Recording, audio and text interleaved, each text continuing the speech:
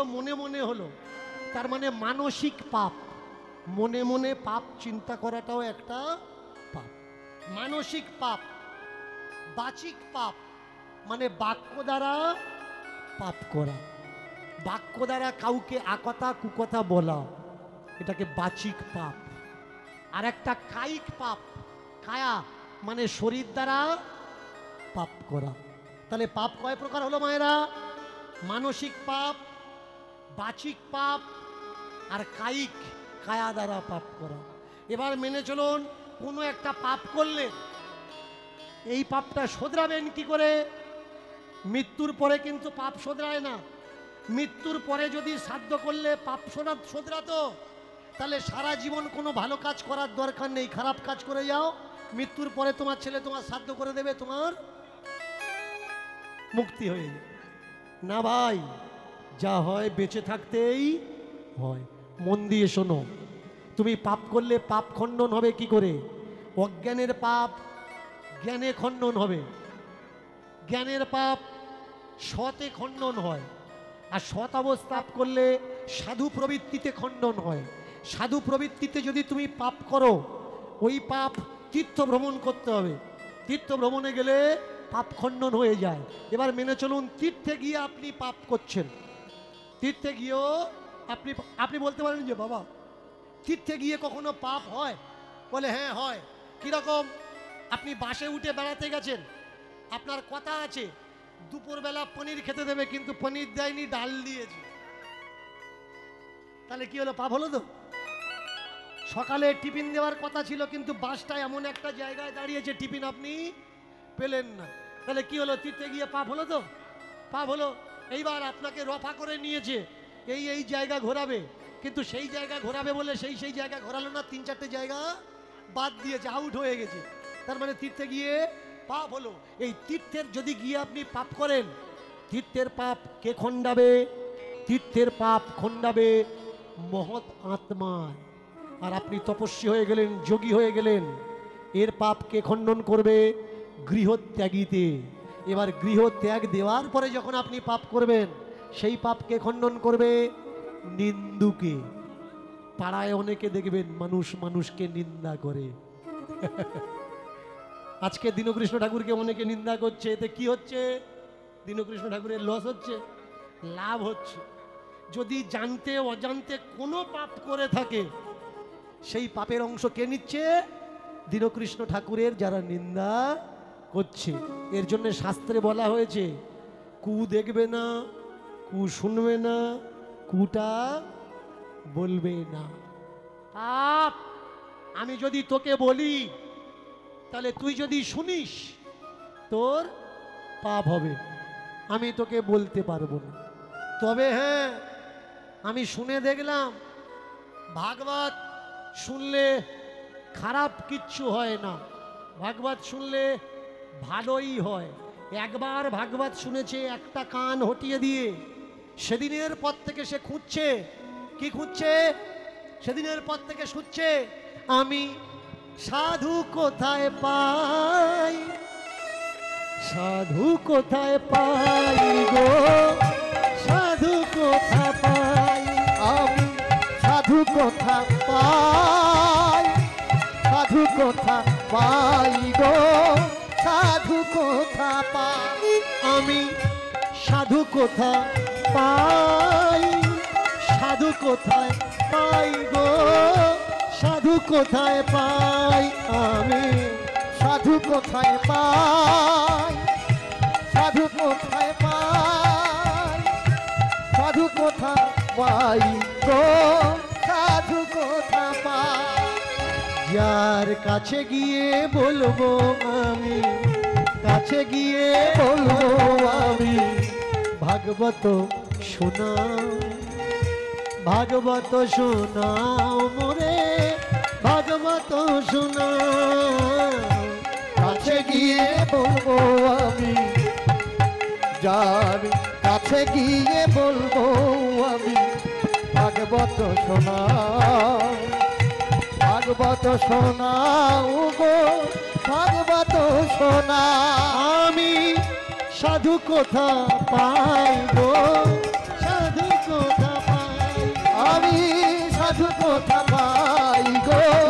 উলুধ্বনি উলুধ্বনি পাই আমি সাধু কোথা পাই গো সাধু কোথা পাই আমি সাধু কোথা পাই গো সাধু কোথা পাই আমি সাধু কোথা পাই গো সাধু কোথা পাই আমি সাধু কোথা পাই গো সাধু কোথা পাই এদিকো ওদিকো সে চুরি করতে যায় নজর তার কোথায় সাধু হায় এদিকো ওদিকো চুরি করতে যায় অধিকার কোথায় সাধু সাধু কোথা পায় আর এদিকো ওদিকো সে চুরি করতে যায় নজর তার কোথায় সাধু কোথায় পায় এদিক ওদিক চুরি করতে যায় নজর তার কোথায় সাধু সাধু কোথায় পায় আমি সাধু কোথায় পাই গো সাধু কোথায় উলুধ্বনি উলুধ্বনি গো সাধু কোথায় পায় আমি সাধু কোথায় পাই গো সাধু কোথায় হরি হরি বল হরি হরি গো সাধু কোথায় পায় আমি সাধু কোথায় পাই গো সাধু কোথায় পায় রাত 12টা 1টা আবার জিনিস চুরি করেছে আবার তাড়া খেয়েছে এবার সিধা লোকালিটিতে না গিয়ে জঙ্গলের দিকে ছুটেছে এবার ছুটে কোথায় যাচ্ছে জঙ্গলের দিকে গেছে গিয়ে দেখে একটা বট গাছের গোড়ায় একটা জটা জুটো মাথায় বড় জট আছে ওম নমঃ শিবায় করছিল রাত 1:30 2টো যেই বলেছে ও বাবাজি চোখ বন্ধ করেছিল তাকিয়েছি এত রাত্রে জঙ্গলে কে তুমি সাধু ভালো করে শুনবে একজন ব্যক্তি আর একজন ব্যক্তিকে জিজ্ঞাসা করছে তুমি সাধু বাবাজি চোখের দিকে তাকিয়েছে তাকিয়ে বলছে তোর কি মনে হয় আমি সাধু বলে এই তো মাথায় জট আছে মুখে নাম আছে তুমি কি সাধু বললে না আমি সাধু নই আমি সাধু হওয়ার চেষ্টা করছি মাত্র এই জগতে সাধু বলে কিন্তু কেউ নেই ভালো করে শুনে রাখুন কথাটা যা আমরা দেখছি সব সেজে ঘুরছে সাধু বলে কিন্তু কেউ সাধুকে সাধু হচ্ছে সেজনা সে ছাড়া সাধু নেই পৃথিবীতে একজন সাধু সেজনা সাধু সেজনা সাধু সেজনা সাধু সেজনা সাধু সেজনা সাধু সাজলে কেউ সাধু হয় না আমি তো শুধুমাত্র সাধু হওয়ার চেষ্টা করছি আমি সাধু নই আচ্ছা তুমি যদি সাধু নও সাধু হওয়ার চেষ্টা করছো তুমি ভাগবত জানো তো ভাগবত জানো বললে না ভাগবত জানি না ভাগবত জানি একটা বদ মানে খারাপ আমি ভাগবত জানি না কিন্তু ভাগবত জানি তাহলে ভাগবত শোনাও যেই বলেছে ভাগবত শোনাও এ বাবাজি বলছে মাথা খারাপ আছে রাত 1টা 1:30 বাজে ভাগবত শোনাও ভাগবত কি ছেলে খেলা জিনিস নাকি বলে ভাগবত আমি শুনেছিলাম বিপদে পড়ে কানের থেকে হাত সরিয়ে দিয়ে শোনাও না ভাগবত শোনাও বললে ভাগবত হলো 4টে কথা 4টে কথাই হলো ভাগবত সম্পূর্ণ ভাগবত 4টে কথা মনে রাখবি পুরো ভাগবত শোনা হয়ে যাবে আর বাকি যে গল্প ওই গল্পগুলো ফোলানো ফাঁপানো বাড়ানো বলে ওই 4টে কথাই বলো বলে শোনো সৎ কথা বলবে সত্য কথা বলবে সৎ পথে চলবে নিজে কাঁদবে না কাউকে কাঁদাবে না দেখেছেন ভাগবত সত্য কথা বলবে সৎ পথে চলবে নিজে কাঁদবে না, কাউকে কাঁদাবে না। এই ভাগবত বললে চারটে যদি পালন নাও করতে পারো, একটা পালন করবে। বলে সেটা কি? সেটা হচ্ছে একটা উদ্দেশ্য, সত্য কথা বলবে, জীবনে কখনো মিথ্যে কথা বলবে না। আর সত্য কথা যে বলে, ওই যে উপরওয়ালা বলে একজন আছে, সে তার সাথ দেয়, সে তাকে ছেড়ে কখনো যায় না। তুমি যদি সৎপথে থাকো, সত্য কথা বলো, ভগবানকে নাও ডাকো, ভগবান তোমাকে ঠিক সময় মতো ডেকে নেবে। আর মালা তিলক ঝোলার বোঝা বয়ে বেড়াচ্ছ, কিন্তু সত্যি কথা বলো না, সৎপথে চলো না, যত ভগবান ভগবান করো তুমি ভগবান পাবে না। কে বলেছে ভাই গলায় মালা নিলে ভগবান তোমার কাছে আসবে? গলায় মালা নিলে যদি ভগবান তোমার কাছে আসতো, তাহলে তীর্থে গিয়ে দেখো মালার দোকানদারদের কাছে কত মালা পড়ে আছে, তারা তাহলে আগে ভগবানকে পেত। কে বলে তিলক নিলে ভগবান তোমার কাছে চলে আসবে? তিলক নিলে যদি ভগবান চলে আসতো, এই মাটি মেকে সারাদিন বরাহ ঘুরছে, গরু বাছুর তারা মাটি ছাড়া থাকে না, মোষ ভয়সা মাটি ছাড়া থাকে না, শুয়োর বরাহ তারা মাটি ছাড়া থাকে না, তাহলে তারাও ভগবান পেত। তুমি তো মাত্র 8 জায়গায় কাটো, আর ওরা মাথার থেকে পা পর্যন্ত সারা জায়গায় মাটি মেখে সারাদিন 24টা ঘন্টা ঘুরছে, তাহলে ওরা তো ভগবান পেত না ভাই। ভগবান পাওয়া যায় না মাটি মেখে, ঝোলা নিয়ে, মালা নিয়ে। তবে সৎপথে চলো, সত্য কথা বলো, প্রতিজ্ঞা করো জীবনে মিথ্যে কথা বলবে না। প্রতিজ্ঞা করো জীবনে মিথ্যে কথা বলবে না। প্রতিজ্ঞা করো, যেই বলেছে চোর দুটো উপরের দিকে দুটো হাত তুলে বললে আমি প্রতিজ্ঞা করলাম আমি মিথ্যে কথা বলবো না। আচ্ছা তুই তো আমাকে বললি ভাগবত শোনা, এবার তুই বল তুই কে? ঘাটন দাস বলে উঠল, আমার নাম ঘাটন, আপনি আমাকে চিনবেন না। বাবাজি তপস্বী বলে উঠল, আমি একটা ঘাটনকে চিনি, চোর ঘাটন, চোরা ঘাটন, তাকে আমি চিনি, তুই কোন ঘাটন? এবার ঘাটন করজোড় করে বলছে, ওই ঘাটনই আমি। জগৎ আমাকে চোর বলে জানে, আমি চোর ঘাটন। বললে ঘাটন তোকে একটা মন্ত্র শিখিয়ে দিচ্ছি, শোন ভাই, চুরি যদি করতে হয় থালা কাঁসা বালতি কেন চুরি করবি? চুরি যদি করতে হয় রাজকোষ চুরি করবি। আর মারতে যদি হয় মশামাছি কেন মারবি? হাতি গন্ডার মারবি। কথাটা ক্যাশে লেগে গেল। চুরি যদি করতে হয় রাজবাড়িতে চুরি করব, এই বলে বেরিয়েছে। চুরি কোথায় করবে? রাজবাড়িতে চুরি করবে। ওমা জঙ্গল থেকে বেরিয়ে এসে দেখে একজনের বাড়ি একটা ঘোড়া বাঁধা আছে, ঘোড়াটা খুলে নিয়েছে, বুড়ো ঘোড়া, ঘোড়ার পিঠে উঠেছে, উঠে সেনাপতির বাড়িতে গেছে। সেনাপতির জামা ঘরে রাখা ছিল, জামা চুরি করে সেনাপতির জামা পরে ঘোড়ার পিঠে উঠে রাজার দরজার সামনে গেছে। রাজার দাঁড়িরা জিজ্ঞাসা করছে, কে এই রাত 2টোর সময় কে? ও সাধুর কাছে কি শিখেছে? মিথ্যে কথা বলা যাবে।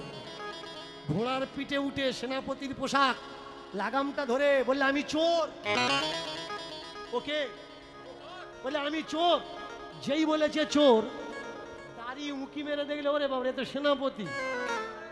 এই খুলে দে, সেনাপতি আমাদের সঙ্গে ইয়ার কি করছে, দে দরজা খুলে দে। দরজা খুলে দিয়েছে। এবার দ্বিতীয় দরজা দ্বার রক্ষীদের, যারা রাজার দ্বার রক্ষী, অঙ্গরক্ষী, তারা দরজার কাছে দরজা দিয়ে দাঁড়িয়ে আছে। তাদের কাছে গিয়ে দাঁড়িয়েছে, ভিতর থেকে জিজ্ঞাসা করছে, কে? বললে আমি চোর। আমার চিনতে পারছো না? দরজাগুলো ভিতর থেকে ওরা ফাটকটা সরিয়ে হালকা করে মুখি ঝুঁকি মেরে দেখলে, ও সব মনে হয় এ তো সেনাপতি। তো দেখেছো এত রাত্রি আর কি করছে? নিশ্চয়ই রাজার সঙ্গে কোনো দরকার আছে, ডেকে পাঠিয়েছে। এই দরজা খোল, দরজা খোল। দরজা খুলে দিয়েছে। সরাসরি ঘোড়ার থেকে নেমে গিয়ে ঢুকেছে কোথায়? রাজার শোয়ার ঘরে। শোয়ার ঘরে ঢুকে গিয়ে দেখছে রাজা তার গায়ের সোনাদানা মাথার ধারে খুলে রেখেছে, রানী তার গায়ের সোনাদানাগুলো মাথার ধারে খুলে রেখেছে। এ বেটা করেছে কি, কাছে গামছা ছিল, গামছাটা ধুতিটা খুলে ভালো করে পেতে আর ওই সোনাদানাগুলো ওর ওপরে তুলে দিয়েছে, পোটলাটা ভালো করে বেঁধেছে, বেঁধে আবার এসেছে দরজার ধারে, এসে বলছে কে, বলে আমি চোর। দাঁড়িয়ে বলছে জানি জানি তুমি সেনাপতি। দরজা খুলে দিয়েছে, বহির দরজা এসেছে কে, আমি চোর। বলে জানি জানি তুমি সেনাপতি, আমাদের বলা লাগবে না, তুমি আর কি করছো যে আমরা তোমার চিনতে পারবো না ভেবেছো, এই দরজা খুলে দে। দরজা খুলে দিয়েছে। ওরে বাবরে, রাজ দরবারের পাশে রাজার একখানা কালো পক্ষীরাজ ঘোড়া দাঁড়িয়েছিল। ওই বুড়ো ঘোড়াটা ছেড়ে দিয়ে, কার ঘোড়া কে জানে, চুরি করেছে বেশ, ও ঘোড়া ছেড়ে দিয়ে কালো ঘোড়া রাজার ঘোড়ার পিঠে উঠে বসেছে। যেই লাগাম ধরে টান দিয়েছে, ঘোড়া তো একেবারে বন্দুকের গুলির বেগে ছুটেছে। ওমা, সকাল হয়েছে, সেনাপতি দেখছে নিজের জিনিসপত্র নেই। রাজা রানী বেলায় ঘুম থেকে উঠেছে, উঠে দেখছে মাথার ধারে জামা কাপড় খুলে রেখেছিলাম, অলংকার গহনাগুলো খুলে রেখেছিলাম, সেই গহনাগুলো আর নেই। এবার কে নিয়েছে, কে নিয়েছে, পড়ে গেল সারা। কে নিয়েছে, কে নিয়েছে, পড়ে গেল সারা। কে নিয়েছে, কে নিয়েছে, পড়ে গেল সারা। কে নিয়েছে, কে নিয়েছে, পড়ে গেল সারা। এবার কে নিয়েছে, কে নিয়েছে, পড়ে গেল সারা। তাই না দেখে রাজা রানী হলো পাগল পাড়া। তাই না দেখে রাজা রানী হলো পাগল পাড়া। তাই না দেখে রাজা রানী হলো পাগল তাই পাড়া। না দেখে রাজা রানী হলো পাগল পাড়া। কে চুরি করলো বল, কে চুরি করলো বল, কে চুরি করলো বল, কে চুরি করলো বল, আমার রাজদারে এসে কে চুরি করলো বল, আমার রানী কে চুরি করলো বল, আমার রাজদারে এসে কে চুরি করলো বলো, আমার রাজদারে কে চুরি করলো বল, আমার রাজদারে এসে কে চুরি করলো বল, আমার রাজদারে কে চুরি করলো বল, আমার রাজদারে এসে কে চুরি করলো বল। ও মহারাজ, চুরি কে করেছে আমরা জানি। রাত্রিরে আপনার ঘরের দরজায় আপনার দরবারে সেনাপতি এসেছিল, ডাক দাও সেনাপতিকে। সেনাপতিকে ডাক দিয়েছেন, প্রহরী গিয়ে ডেকেছেন সেনাপতিকে, সেনাপতি মশাই তাড়াতাড়ি আসুন, রাজা আপনাকে ডেকেছে। ওরে বাপরে, জামা কাপড় পরতে গিয়ে দেখে জামা কাপড় আর যা পেয়েছে কাছে তাই পরে ছুটেছে। রাজা বললে এ পোশাক কেন, তোমার পোশাক কই? বললে মহারাজ সকাল থেকে খুঁজে পাচ্ছি না। সেনাপতি পোশাক কই? বললে মহারাজ পোশাক খুঁজে পাচ্ছি না। বলে আমি ভাবছিলাম আমারটা গেছে, তোমারটাও গেছে, কে নিয়েছে? এই দাঁড়িয়ে জিজ্ঞাসা করো রাত্রে কে ঢুকেছিল। বলে মহারাজ কালকে যখন সেনাপতি এসেছিলেন আমরা জিজ্ঞাসা করলাম কে, তা উনি বললেন চোর।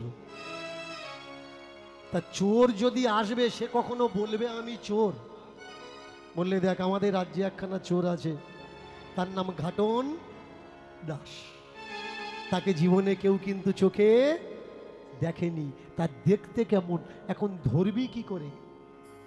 রাজ পুরোহিত যে ছিল মহারাজকে বললেন মহারাজ আমার উপরে ছেড়ে দিন, আমি কথা দিচ্ছি 7 দিনের ভিতরে চোর আপনার পায়ে এনে ফেলে দেব। ব্যাস, চোরেরা যে পূজা করে সেই পূজার নাম কি মায়েরা? জোরে বলবেন, কালী পূজা। তাহলে কালী পূজা যদি চোরেদের পূজা হয়, আমাদের ঘরের ছেলে মেয়েরা কালী পূজা করছে কেন? ভালো ছেলে মেয়েরা কালী ঠাকুর পূজা করছে কেন? তুলতে তুলতে আমরা যে কি তোলা আরম্ভ করেছি আমরা নিজেরাই বুঝতে পারছি। করতে হয় তাই আমরা করে যাচ্ছি। এই যে আমরা যে অ্যালুমিনিয়ামের হাঁড়ি, কড়া, খন্তি, থালা, ডাক্তারখানায় 24 ঘন্টা ছুটছেন না, গ্যাস, গ্যাস্ট্রিক, আলসার, সুগার, কিসের জন্যে? হাঁড়ির জন্যে। এক সময় বাংলার বুকে মাটির হাঁড়িতে রান্না হতো, জিজ্ঞাসা করবেন তাদের, সুগার কি তারা জানতো না, প্রেশার কি তারা জানতো না। ইংরেজরা আমাদের এই দেশে এনেছিলেন অ্যালুমিনিয়াম কয়েদিদের খাওয়ানোর জন্য। জেলে জেলে কয়েদিরা খাবে আর তাড়াতাড়ি এরা রোগশোক হয়ে মারা যাবে। কিন্তু সেই জেল থেকে অ্যালুমিনিয়াম এখন আমাদের অ্যালুমিনিয়াম প্রেশার কুকার হয়ে গেছে, অ্যালুমিনিয়াম ভাতের হাঁড়ি হয়ে গেছে, অ্যালুমিনিয়াম খন্তি হয়ে গেছে, অ্যালুমিনিয়াম বাটি হয়ে গেছে, অ্যালুমিনিয়াম গ্লাস হয়ে গেছে। আমরা কোত্থেকে যে কোথায় কোথায় কিভাবে কোন জায়গায় এসে দাঁড়াচ্ছি, সংস্কার কালচারের নাম করে আমরা নিজেরা বুঝতে পারছি। আমি চিল্লাই কেন? যেটা তোমাদের করতে হয় তোমরা সেটাই করো। কালী পূজাটা তোমাদের পূজা নয়। কালী পূজা কারা করে? শৈব শাক্ত গণপাত্য। কালী হচ্ছে শক্তির দেবতা। শক্তি কাদার দরকার হয়? চোর দস্যু ডাকাতদের দরকার হয়। কালী পূজাতে কোনো বৈদিক মন্ত্র উচ্চারণ হয় না, কারণ বেদ রাত্রে পাঠ করা নিষিদ্ধ। আর কালী কখন পূজা হয়? দিনের বেলা হয় না, কিন্তু কালী পূজা হয় রাত্রি 12টার পরে গিয়ে। এর জন্যে কালী অবৈদিক দেবী। বেদে কোথাও কালী পূজার বিধান আপনি পাবেন না। মহারাজ, আমি জানি আমি চোরকে ধরে আনবো। ওরা যখন কোনো ডাকাত চুরি করতে যায় তখন তারা কালী পূজা করে, আর ডাকাতি চুরি করতে গিয়ে যখন তারা সাকসেস হয় ফিরে এসে তারা আবার কালী পূজা করে। তাহলে ঘাটন দাস কালী পূজা অবশ্যই করবে, আর ওর কাছে গিয়ে আমি ওকে হাতে নাতে ধরে নেব। সব পূজা দেখবেন ভিক্ষা করে হয়, সব পূজা ভিক্ষা করে হয়, কিন্তু কালী পূজা ভিক্ষা করে হয় না। কারণ দুটো পূজা আছে, একটা হচ্ছে দুর্গা পূজা আর একটা কালী পূজা। এই পূজাটা কখনো গরিবের পূজা না।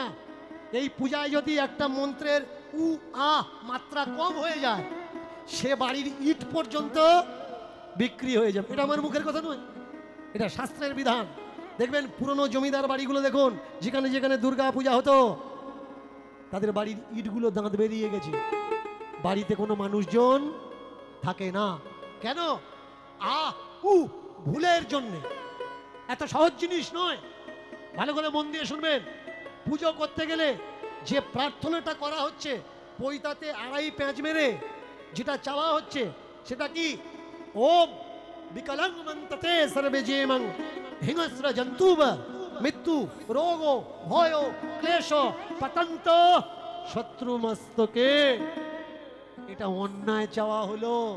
আর এই চাওয়ার জন্যে যে বাড়িতে দুর্গা পূজা হয় সে বাড়িতে কখনো মঙ্গল হবে না। যে বাড়িতে কালী পুজো হয় মঙ্গল চিরস্থায়ী থাকবে না। বেরিয়েছে পূজারী রাজ পুরোহিত, কোথায় কালী পূজা হচ্ছে খোঁজ নিয়ে দেখেছে জঙ্গলে পুরনো কালীর মন্দিরে এখানে পূজা হবে। ব্যাস, দিনের বেলা চলে গেছে, চলে গিয়ে মা কালীর মূর্তিটাকে লুকিয়ে ফেলেছে। চোরেরা বাজার করে এনে নিজে গায়ে কালি মেখে, ওমা নিজে গালে কালি মেখে এসে দাঁড়িয়ে গেছে, মা কালী হয়ে দাঁড়িয়ে গেছে। আর এদিকে ছোটন দাস মালা কিনে এনেছে। কি মালা? ঘাটন দাস কি মালা কিনে ওরা? মা কালীকে কিসের মালা দেওয়া হয়? গাঁদা ফুলের, জবা। জবা মায়ের পায়ে দেওয়া হয়, গলায় নয়। গলায় দেওয়া হয় মুন্ডমালা, গলায় দেওয়া হয় মানুষের মাথার মালা, মুন্ডমালা। তা মুন্ডমালা পাবে কোথায়? জবার মালা, জবার মালা। জবার মালাখানা মায়ের গলায় পরিয়ে দিয়েছে রাত্রিবেলা, দিয়ে বললে মা গো, ওমা ওমা পাবো কোথায় মুন্ডমালা নেই গো মা, দিলাম জবার মালা তুলে, মাগো পাবো কোথায় বল, মাগো পাবো কোথায় বল, পাবো কোথায় বল, মাগো পাবো কোথায় বল, ওমা মুন্ডমালা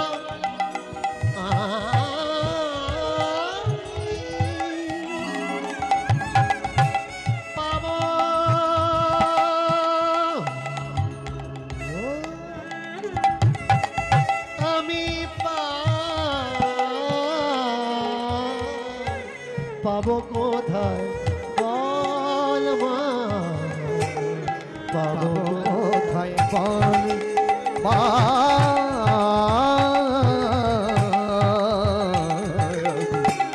পাবো কোথায় বল জবার মালা দিলাম তুলে মা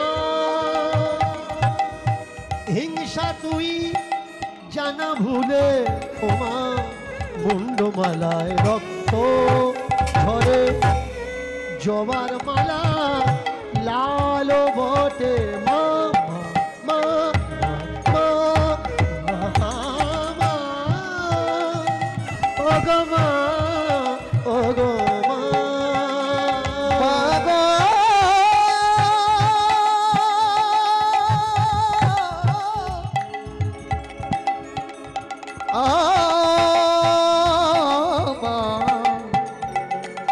মা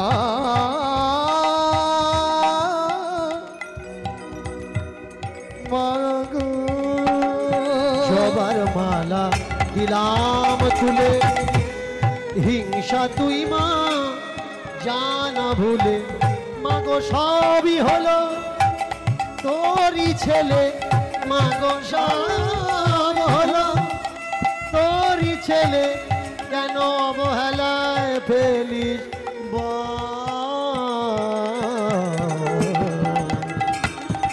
দিলাম মালা মা মাগো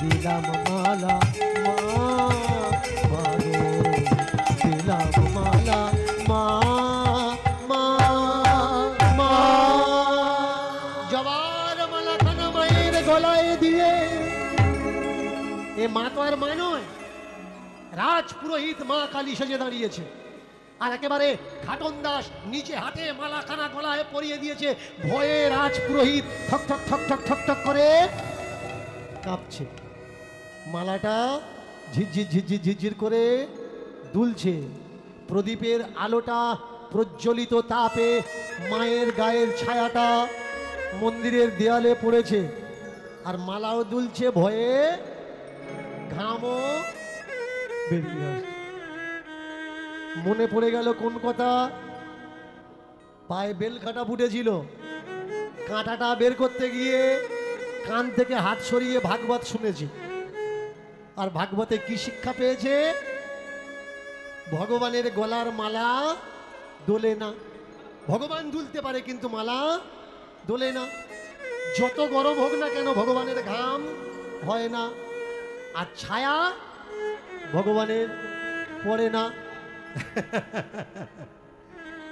মা কালী পূজায় ভিক্ষে করতে নেই কিন্তু ঘাটন দাস বুঝতে পেরেছে ভাব ঘোলা বুঝতে পেরে আশেপাশে যারা ছিল বলে এই দেখ পূজা করতে গেলেই ভিক্ষে করতে হয় তোরা দেখ সামলা আমি 2-5 বাড়ি ভিক্ষে করে নিয়ে আসি এমাল বুঝতে পেরেছে এ ভগবান নয় ধরার জন্য এসেছে গোয়েন্দা সেজে এসেছে ধরবে আর যারা ছিল ওদের বসিয়ে দিয়েছে মন দিয়ে শুনবেন মা ভিক্ষা 2 প্রকার হয় একটা হচ্ছে লোভের বশে ভিখারি মানে সারা জীবন ভিক্ষা করব যে যা দিক না কেন ভিক্ষা আমি ছাড়বো না কেউ যদি বলে ভিক্ষা করা লাগবে না আমাদের বাড়ি কাজ কর তবু আমি ভিক্ষা করে যাব কাজ আমি করব না কারণ বিনা পুঁজির কোনো কষ্ট নেই বাড়ির ধারে গেলাম গিয়ে বললাম ও দিদি ওমা কি দিচ্ছিস দে দেখেছো কত বড় জমিদার তোমার বাড়ি দিয়ে রেখেছে তুমি দাও